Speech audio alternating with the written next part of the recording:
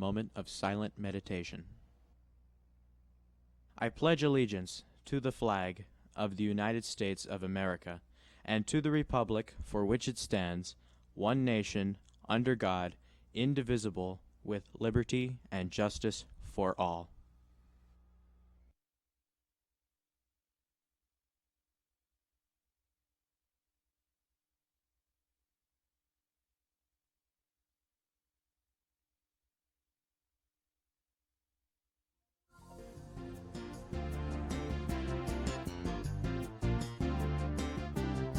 Good morning, Mount Carmel area, and welcome to MCA Live. I'm Madison Sherrock. And I'm Miranda Moser.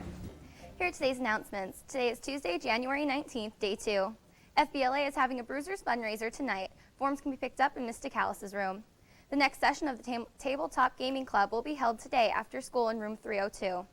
The next peer mediation activity is Thursday. The class of 2017 is selling Krispy Kreme donuts. Orders and money are due January 25th. Football banquet tickets are available in the athletic office. The banquet is Sunday, January 31st. Catholic Daughters of America essay contests are available outside of Ms. Shower's room 211. The contest is open to students in grades 9 through 12, and the theme is How Do We Care for the Environment? The entry deadline is February 5th. And here's today's news. 2016 is a year of first, and for the first time ever, student musicians from Northumberland, Montour, and Snyder counties will come together to perform for the NMS Honors Band concert, Friday, January 22nd at Mount Carmel Area High School. More than 80 student musicians from Danville, Selinsgrove, Shamokin, and Mount Carmel area school districts will join together and perform for the first time ever in the Richard F. Beyerschmidt Auditorium, starting at 7 p.m.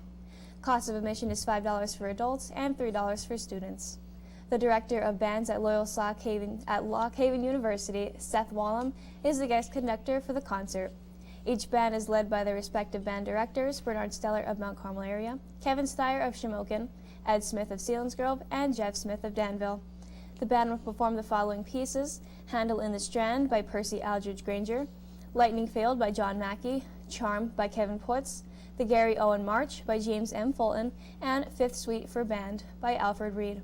Come out to the high school auditorium on January 22nd to see and hear the first annual performance of this newly formed three-county honors band. Before the break, Mr. Cuttic and Ms. Kilmer's 7th grade communications classes read the book Young Arthur, a story about the young kid's rise to power.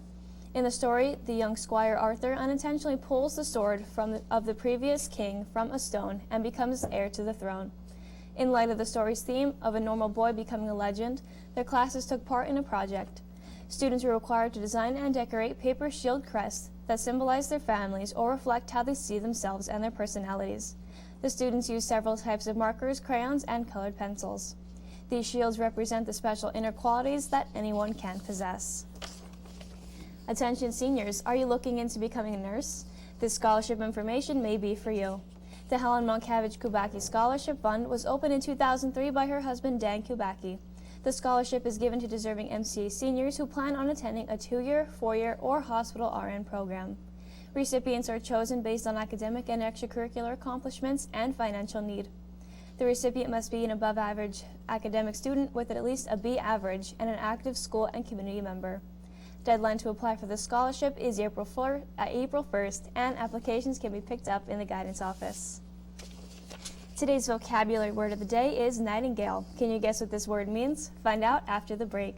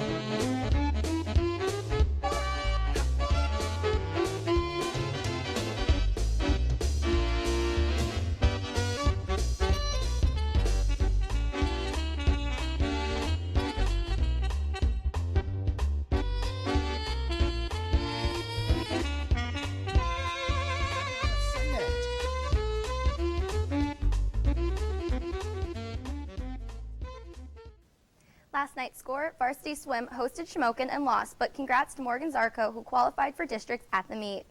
Varsity boys basketball traveled to Hughesville and lost a close matchup, 47-40. Tonight in sports, junior high basketball travels to Minersville at 4:30 p.m. Varsity boys basketball visits Southern Christian Academy starting at 7 p.m. And the varsity girls basketball makes up the trip to Loyalsock with a tip-off at 7 p.m. Junior high and varsity wrestling host Shamokin with junior high starting at 6 and varsity to follow. Did you know that every kernel of popcorn contains a small amount of water, which expands, causing the kernel to pop?